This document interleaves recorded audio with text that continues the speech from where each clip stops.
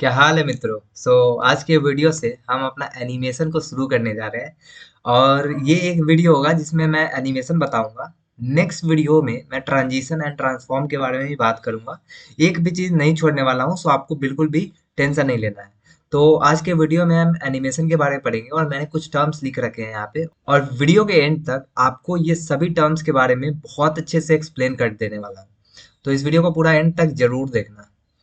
तो स्टार्ट करते हैं। सबसे पहले मैं क्या करता हूँ, एक डिव बनाता हूँ और उसके अंदर एक बॉक्स बना लेता हूँ जिसके ऊपर हम एनिमेशन अप्लाई करेंगे।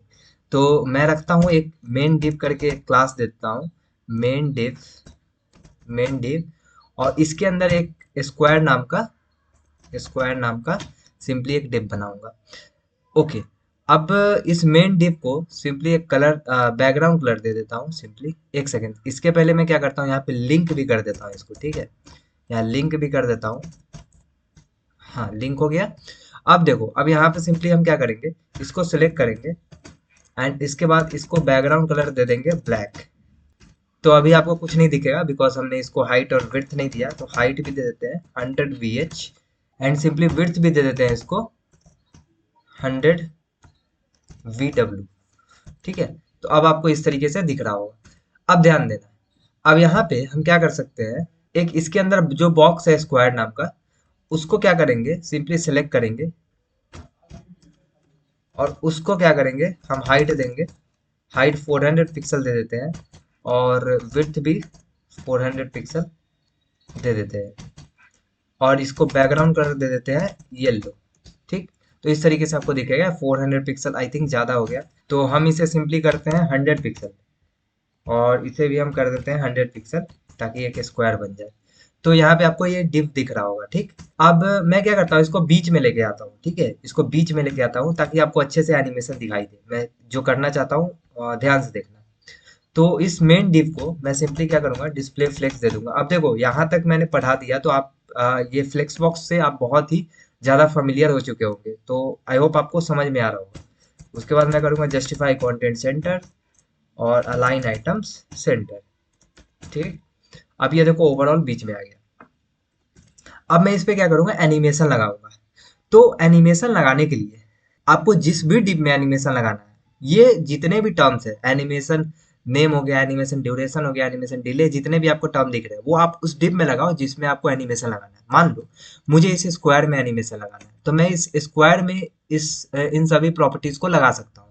और उसके साथ ही, ध्यान से सुनना, उसके साथ ही हमें एक की फ्रेम देना होगा। अब देखो, की फ्रेम में हमें बताना तो पड़ेगा ना कि आपको किस पोजीशन से किस पोजीशन तक जाना है। सबसे पहले एनिमेशन का नाम देंगे। एनिमेशन का नाम क्यों देंगे, ध्यान से समझना, यहाँ बहुत अच्छे से समझना। एनिमेशन नेम जैसे ही देंगे हम, जैसे यहाँ पे मैं क्या बोल रहा हूँ इसको, कि ये जो बॉक्स है ये बड़ा हो जाए, इसके लिए मैं क्या करूंगा, इसका नेम रखूंगा। अब देखो, यहाँ पे अगर मैं इंक्रीज लिख रहा हूँ, यहाँ पे मैं लिख देता हूँ इंक्रीज, तो जरूरी नहीं है कि आप भी इंक्रीज ही लिखो तभी यहाँ पे बड़ा होगा। ऐसा नहीं, आप जो की फ्रेम लगाओगे उसके हिसाब से होगा। अभी नहीं समझ में आ रहा, डोंट वरी, आपको बहुत अच्छे से क्लियर हो जाएगा। यहाँ पे एनिमेशन नेम में मैंने रखा इंक्रीज। अब देखो, अब मैं क्या करूंगा, यहाँ पे की फ्रेम लगाऊंगा। सिंपली आपको लिखना है की फ्रेम्स और यहाँ पे स्पेस देके आपको इंक्रीज लिखना है। क्या मतलब, इसका क्या मतलब है, ध्यान से समझना। मैं की फ्रेम लगा रहा हूँ, मुझे बताना पड़ेगा ना कि किस पे लगाना है, तो मैंने इसलिए एक पहचान के लिए इसको नाम दे दिया कि इंक्रीज। अब यहाँ जब की फ्रेम लगाऊंगा, जिस पे भी मुझे लगाना है उसका नाम दे दूंगा। अब देखो, यहाँ पे स्क्वायर नाम का जो डिव है उसका एनिमेशन नेम मैंने इंक्रीज रखा है।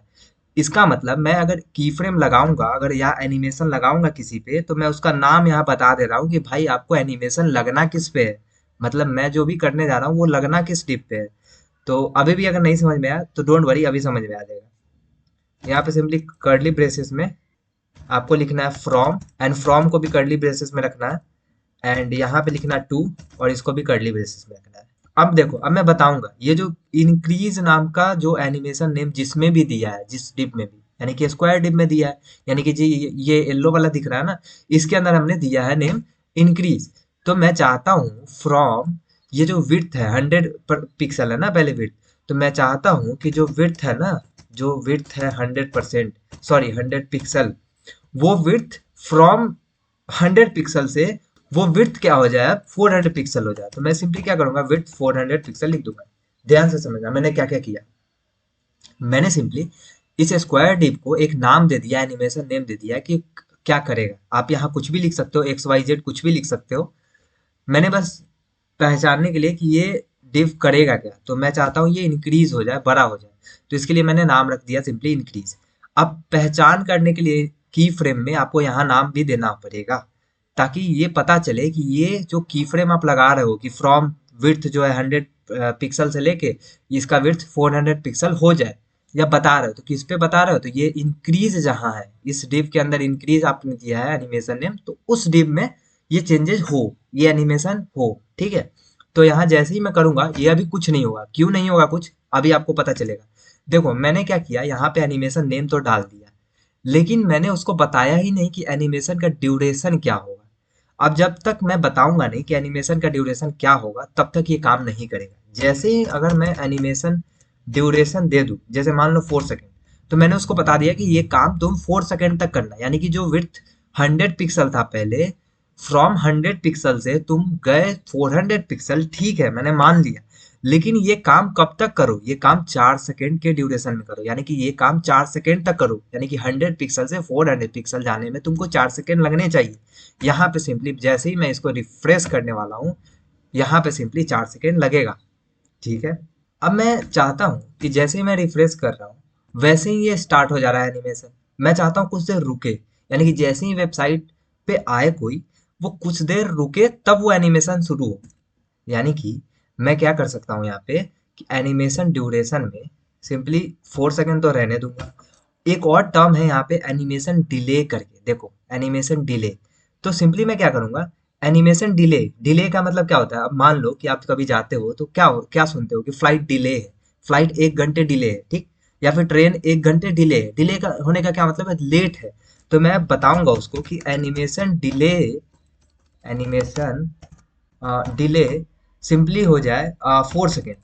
जैसे ही 4 सेकेंड करूंगा, ये रिफ्रेश करने के बाद भी नहीं होगा जब तक 4 सेकेंड नहीं होगा। देखो मैंने रिफ्रेश कर दिया, ये 4 सेकेंड बाद ही एनिमेशन स्टार्ट होगा और 4 सेकेंड के लिए होगा। देखो ध्यान दो, ये काम हो रहा है।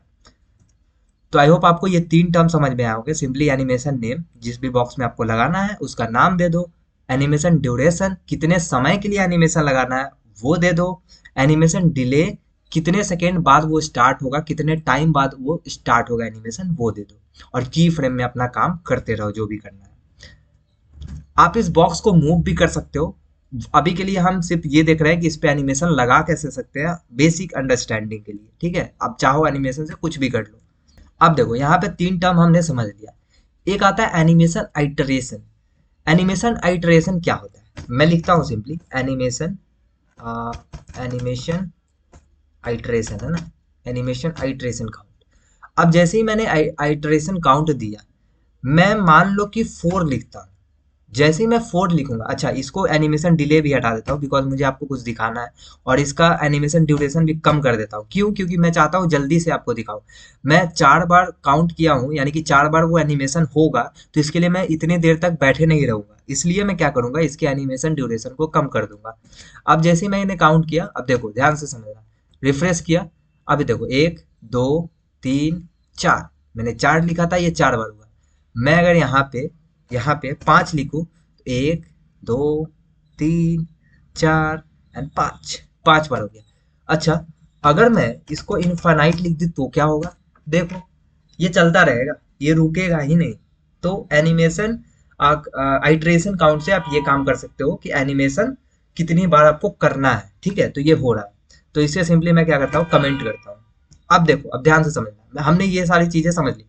अब यहाँ पे ध्यान से समझना, जैसे ही मैं एनिमेशन कर रहा हूँ, जैसे ही मैंने एनिमेशन किया, मतलब जैसे ही रिफ्रेश किया, वैसे ही ये चीज हुआ, बट ये पहले वाले पोजीशन में भी वापस आ जा रहा है।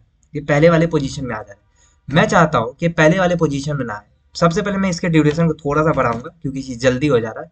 अब देखो ये पहले वाले पोजीशन में आ जाएगा। मैं चाहता हूँ ये पहले वाले पोजीशन में ना आए, जो इसका एंड एनिमेशन हो, एनिमेशन जब खत्म हुआ तो जो पोजीशन हो वही पोजीशन रहे इसका। तो मैं सिंपली क्या कर सकता हूँ यहाँ पे कि एनिमेशन फील्ड मोड लगा सकता हूँ। यहाँ जो आपको दिख रहा है ना एनिमेशन फील्ड मोड, ये लगा सकता हूँ। मैं उसको बता सकता हूँ कि एनिमेशन फील्ड मोड फॉरवर्ड रखो। फॉरवर्ड यानी कि आगे की तरफ ही रखो, इसको पीछे आने मत दो। समझने के लिए समझो बस इतना कि आगे की तरफ कहने का मतलब कि एनिमेशन जब खत्म हो रहा है तो जो उसका पोजीशन है वही पोजीशन है। तो जैसे ही मैं इसको करूंगा रिफ्रेश, वैसे ही देखो ये हुआ और जाके यहीं पे रुक जाएगा, ये वापस अपने पोजीशन पे नहीं आएगा। तो आई होप आपको ये समझ में आया होगा। अच्छा, सो अब हम बात करते हैं एनिमेशन डायरेक्शन के बारे में। तो एनिमेशन डायरेक्शन जैसे ही मैं लिखूंगा यहाँ पे एनिमेशन डायरेक्शन, सबसे पहले नॉर्मल। अब बाय डिफॉल्ट होता है नॉर्मली, जैसे मैंने यहाँ लिखा विड्थ 100 पिक्सल हो और वो 400 पिक्सल पे चला जाए एनिमेट करके, तो ये बाय डिफॉल्ट तो नॉर्मल पोजीशन में ही जाएगा, यानी कि पहले 100 पिक्सल रहेगा और ये 400 पिक्सल पे चला जाएगा, ठीक है। बट इसको जैसे ही मैंने रिवर्स लिखा, ये क्या होगा, 400 पिक्सल पे जाएगा और 400 पिक्सल से 100 पिक्सल पे वापस आएगा, यानी कि रिवर्स फॉर्म में आएगा। तो ये था एनिमेशन डायरेक्शन। अब लास्ट एक बचता है एनिमेशन टाइमिंग फंक्शन। अब ये क्या होता है, ध्यान से समझना। यहाँ पे लिखा मैंने एनिमेशन, एक सेकेंड, एनिमेशन टाइमिंग फंक्शन। जैसे ही एनिमेशन टाइमिंग फंक्शन लिख रहा हूँ, अब देखो ध्यान से, इसको रिफ्रेश किया मैंने, अब ये बॉक्स जो होगा एनिमेट तो किया, बट जब ये स्टार्ट हो रहा है एनिमेशन तो बहुत ही तेजी में हो रहा है। मैं चाहता हूँ ये एकदम स्लो मतलब स्टार्ट हो, तो इसके लिए क्या करूंगा, एनिमेशन टाइमिंग फंक्शन में ईज इन कर दूंगा। ईज इन से क्या होगा, स्टार्टिंग ईजिली होगा, यानी कि स्लो पोजीशन में होगा। अब यहाँ पे जैसे ही मैं इसको रिफ्रेश करता हूँ, ये क्या होगा, बॉक्स स्टार्ट होगा बहुत ही स्लो और फिर एंड होगा फास्ट में। अगर मैं यहाँ पे ईज इन की जगह ईज आउट लिखता हूँ, तो क्या होगा, स्टार्ट तो तेजी में होगा बट एंड जो होगा इसका स्लो होगा। जैसे मैंने इसको किया रिफ्रेश, तो ये बॉक्स स्टार्ट हुआ तेजी में और ये एंड हुआ बहुत ही स्लो पोजीशन में। अब आप चाहते हो कि स्टार्टिंग भी स्लो हो और एंड भी स्लो हो, तो इसके लिए आप क्या कर सकते हो, सिंपली ईज इन आउट लगा सकते हो। ईज इन आउट से क्या होगा, स्टार्टिंग भी स्लो होगा और एंड भी स्लो होगा। ये देखो, ये स्टार्ट हुआ स्लो, फिर फास्ट हुआ, फिर एंड में जाके स्लो हो गया, ठीक है। तो इस तरीके से आप एनिमेशन टाइमिंग फंक्शन का इस्तेमाल कर सकते हो। तो आई होप आपको जितने भी टर्म्स यहाँ लिखे हुए हैं, एनिमेशन नेम हो या फिर एनिमेशन ड्यूरेशन हो, एनिमेशन डिले हो, आपको समझ में आया होगा। स्टिल अगर डाउट है तो कमेंट सेक्शन आपके लिए, कमेंट सेक्शन में खूब सारा डाउट पूछो। एंड वीडियो पसंद आए तो वीडियो को लाइक करना, चैनल पे नया हो तो चैनल को सब्सक्राइब करना। मिलते हैं नेक्स्ट वीडियो में, टिल देन